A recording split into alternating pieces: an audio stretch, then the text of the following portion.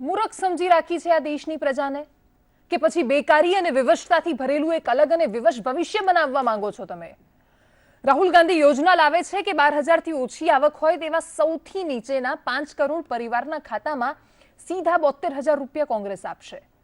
ભાજપ પહેલા જ 2,000 રૂપિયા ખેડૂતોને આપી ચૂકી છે. પણ આજે સવાલ સાથે સાથે એ પણ છે કે આજે આ દેશનો દરેક માણસ ગુનેગાર સાબિત થયો.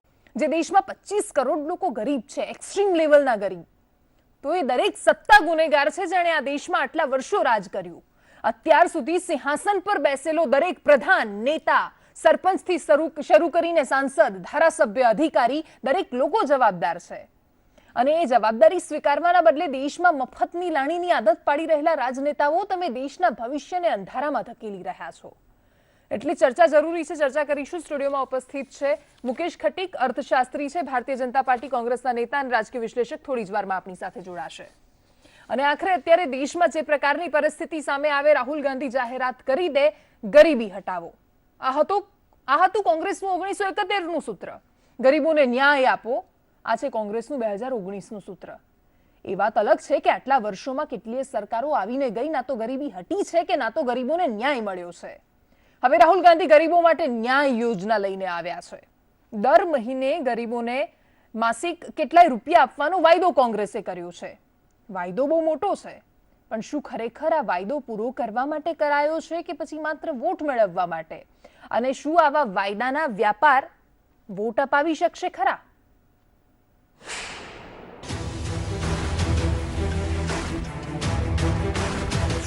ચૂંટણી પહેલા કોંગ્રેસનો મોટો દાવ.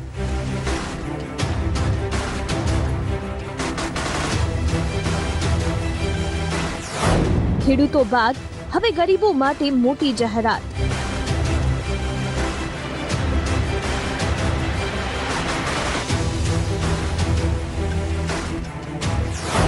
દેશના 20% સૌથી ગરીબ પરિવારો માટે કોંગ્રેસની યોજના.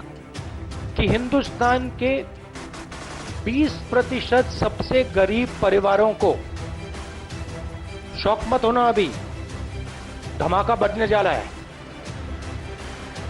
20% सबसे गरीब परिवारों को हर साल 72,000 रुपए देने जा रही है. मिनिमम इनकम गारंटी योजनाની કરી જાહેરાત. जो हमारा मिनिमम इनकम गारंटी का स्कीम है, न्यूनतम आय योजना उसका नाम है, उसकी मैं डिटेल्स थोड़ी आज आपको बहुत खुशी से, गर्व से देना चाहता हूं, क्योंकि शायद ऐतिहासिक ऐसा स्कीम हिंदुस्तान को छोड़िए दुनिया में ऐसा स्कीम नहीं किया गया है. 12,000 થી ઓછી માસિક આવક વાળાને ફાયદો. लाइन 12,000 रुपए, 12,000 रुपए महीने की हुई. 25 કરોડ ગરીબોને મળશે યોજનાનો લાભ. एक बात बच गई, 5 करोड़ फैमिलीज, 25 करोड़ लोगों को डायरेक्ट इस स्कीम का फायदा मिलेगा. ફરીથી આપ્યો કોંગ્રેસે ગરીબી હટાઓનો નારો. Perfectly possible. हमने आपको मनरेगा कमिट करके दिया था, हमने करके दिखा दिया. अब हम आपको न्याय कमिट कर रहे हैं. हम गरीबी को हिंदुस्तान से मिटा देंगे. વડાપ્રધાન મોદી પર કર્યા અમીર ગરીબ પ્રહાર. नरेंद्र मोदी जी हिंदुस्तान के सबसे अमीर लोगों को पैसा दे सकते हैं, तो कांग्रेस पार्टी देश के सबसे गरीब लोगों को पैसा दे सकती है. એક તરફ વાયદા, બીજી તરફ નિવેદનબાજી.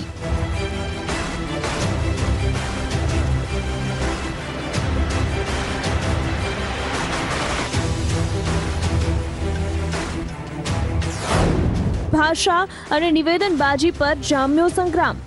और कभी किसी को अजहर मसूद का दामाद बताते हैं, कभी कुछ बताते हैं कि कौन सी भाषा है. ये लोकसभा का चुनाव हो रहा है. देखो, प्रधानमंत्री जी को ये जो गाली देने का गाली गैंग है, इस गाली गैंग का कंपटीशन चल रहा है. और इस गाली गैंग के जो गुरु हैं और जो गुर्गे हैं, उन सबको जनता चुन चुन करके उनका हिसाब किताब करेगी. ભાજપ સામે પ્રિયંકા ગાંધીનો ટી શર્ટ ટ્વીટ.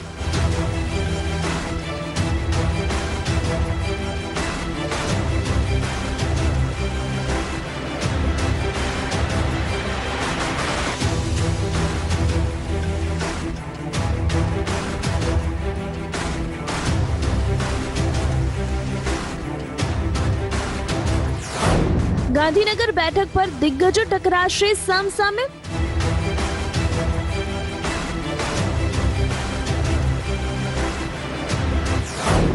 ગુજરાતમાં જામ્યો છે દાવેદારી માટે જંગ.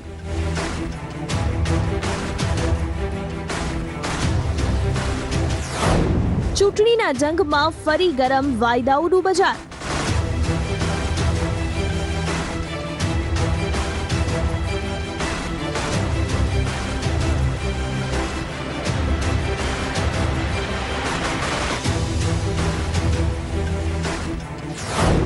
વાયદાઓ કરાવશે કેટલો ફાયદો?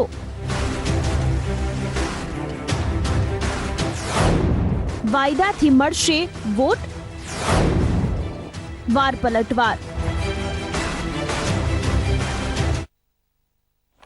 રાજકીય વિશ્લેષક જપન પાઠક અને ભારતીય જનતા પાર્ટીના નેતા મહેશ કસવાલા જોડાઈ ગયા છે. આપ બંનેનું સ્વાગત છે. રાજુ પરમાર કોંગ્રેસના નેતા આપણી સાથે જોડાવાના છે અને એટલે જ એ જોડાય એની પહેલા મારે મુકેશભાઈ અત્યારે એ જાણવું છે કે આ દેશમાં ગરીબીની વ્યાખ્યા આપણે કેવી રીતે નક્કી કરીશું, અને બીજો પ્રશ્ન કે 12,000 રૂપિયાથી ઓછી ઇન્કમ છે, શું અર્બન વિસ્તારમાં મતલબ શહેરોમાં અને ગામડાઓમાં ગરીબીની વ્યાખ્યા અલગ ના હોય?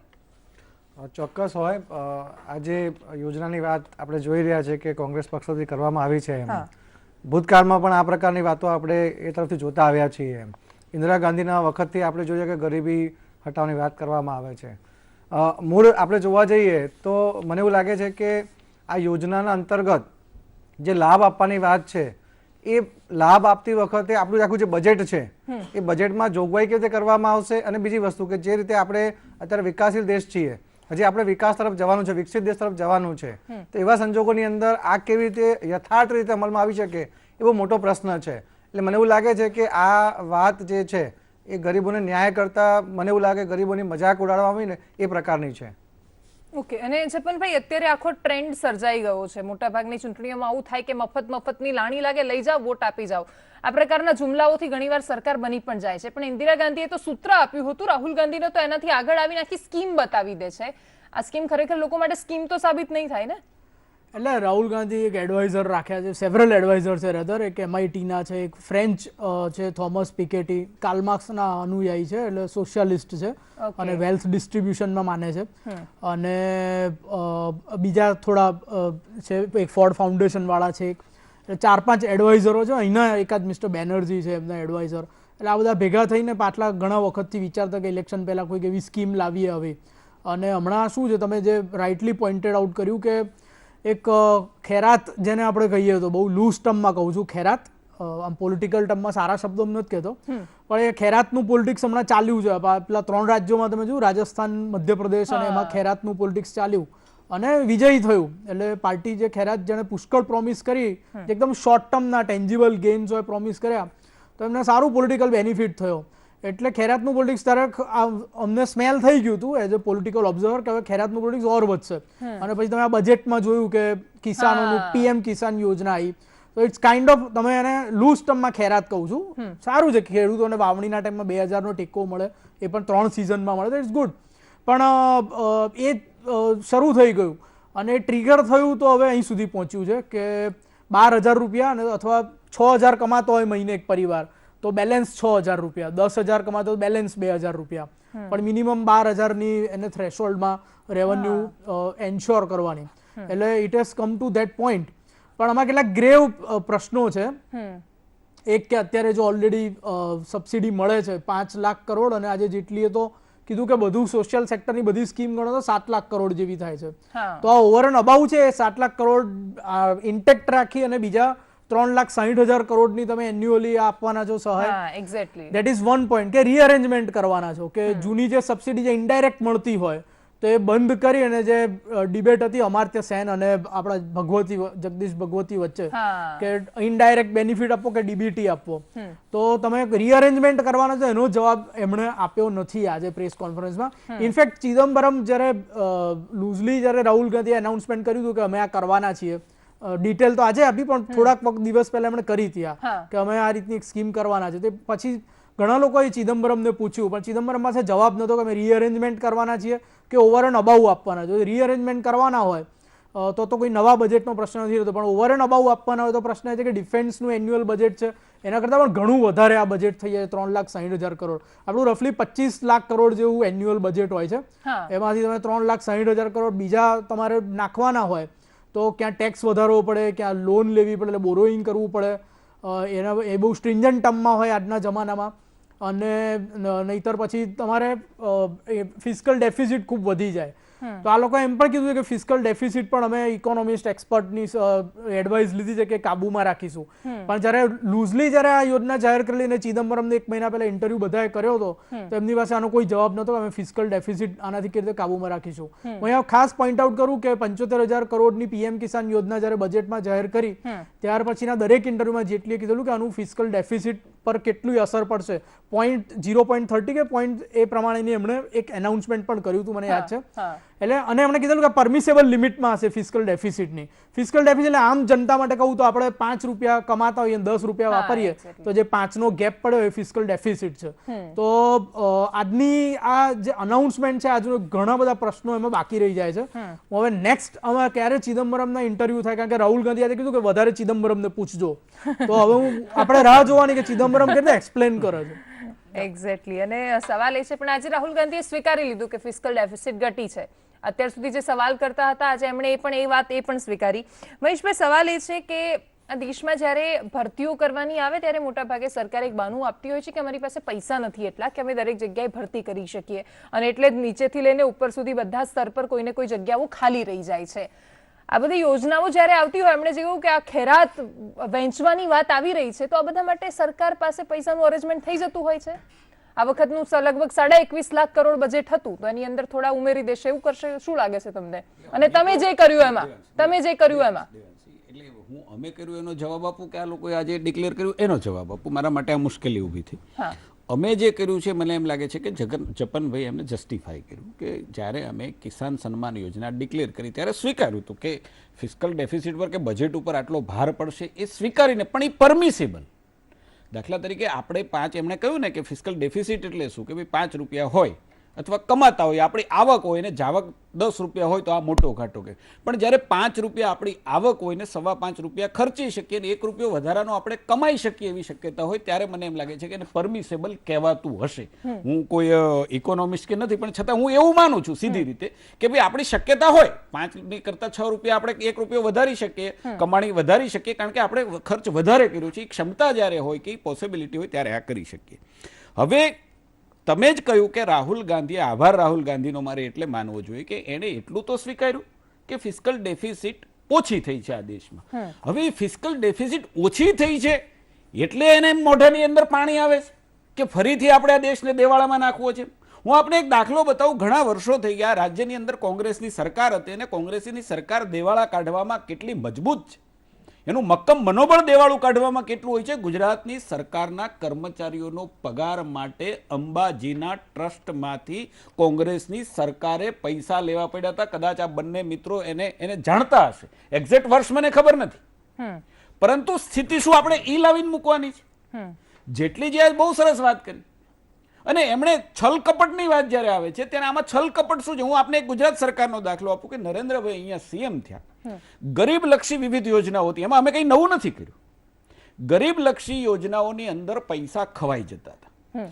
અનેક સ્કીમો હતી. કોઈને રસોડાના સાધનો માટેની સ્કીમ હતી, ખેડૂતોને પાવડા કોદાળી માટેની સ્કીમ હતી, કોઈને દત્તાળની સ્કીમ હતી, અન્ય ગરીબોને, કોઈને નાના જે લોકો હોય કોઈને લારી ગલ્લા એની સ્કીમ હતી. સ્કીમો અનેક હતી ગુજરાતમાં. હું એમ માનું છું કે કોંગ્રેસ વખતથી ચાલતી આવતી હતી, પરંતુ એ ચેનલાઇઝ નહોતી દેવાંશી. એટલે ગરીબના ઘર સુધી પૈસો કે સાધન પહોંચતું નહોતું. અને આ સ્વીકૃત રાજીવ ગાંધીએ પોતે કર્યું હતું. હું દિલ્હીથી 1 રૂપિયો મોકલું છું અને જે લાભાર્થી છે ત્યાં પહોંચે તો 10 પૈસા પહોંચે છે. નરેન્દ્રભાઈ અહીંયા શું કર્યું? ગરીબ કલ્યાણ મેળાના માધ્યમથી આ બધી જ જે યોજનાઓ હતી ચેનલાઇઝ કરી અને જાહેરમાં બધાને આપવાની. એટલે આમાં કોઈ પણ પ્રકારનો ભ્રષ્ટાચાર ન થાય. કેમેરાની સામે, પત્રકારની સામે ગરીબ કલ્યાણ મેળામાં જે યોજનાના લાભાર્થી છે એ આવે અને દે.